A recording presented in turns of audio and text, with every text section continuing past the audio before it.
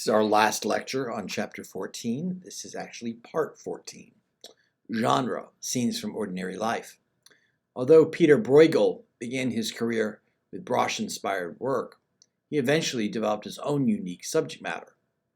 Bruegel is best known for his paintings of country life. His landscape, With the Fall of Icarus, is an unusual retelling of the ancient Greek myth in a 16th century Flemish setting.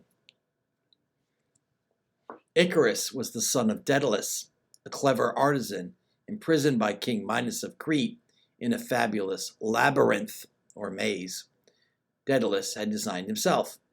To escape, the father fashioned wings of wax and feathers for his son and himself. He warned his son not to fly too close to the sun, but Icarus ignored him. When his wax wings melted, Icarus fell into the sea and was killed. Usually understood as a cautionary tale about blindly confident youth and reckless ambition, Bruegel presents the myth quite differently.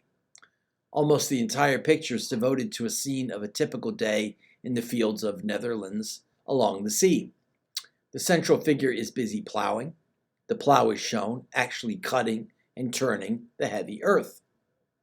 This is far from the classically inspired mythological paintings of the Italian Renaissance, such as Botticelli's The Birth of Venus or Raphael's The School of Athens. Genre, scenes from ordinary life. This is far from the classically inspired mythological paintings of the Italian Renaissance, such as Botticelli's The Birth of Venus and Raphael's The School of Athens. Imagine how an Italian artist would have portrayed the myth. A marvelous-looking boy filling the canvas as he grumbles through glorious, sun-drenched skies.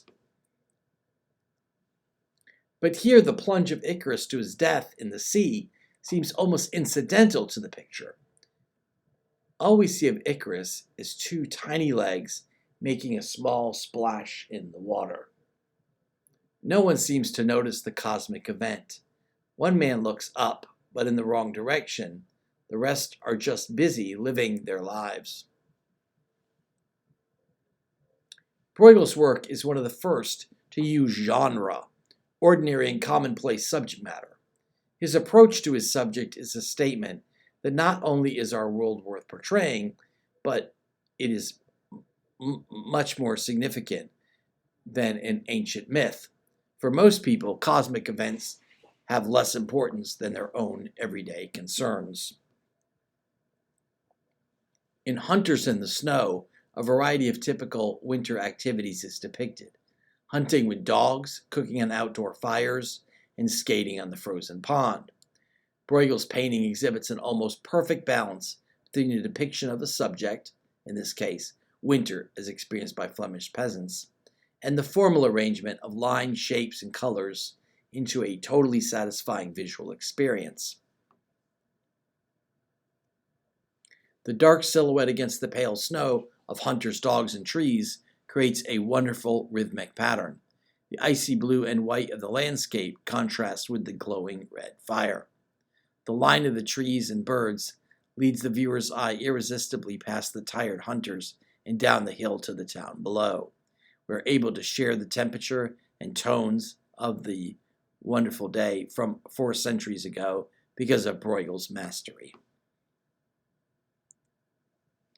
Although it is very different from Michelangelo or Leonardo's masterpieces, Hunters in the Snow is not too distant from the work of Giotto that began the Renaissance.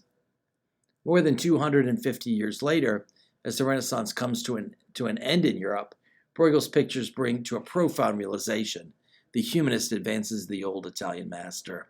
It would be difficult to find finer examples of realistic space, true emotion, and above all, honestly portrayed human beings. Thank you, and that is part 14 of chapter 14, and that will end the chapter.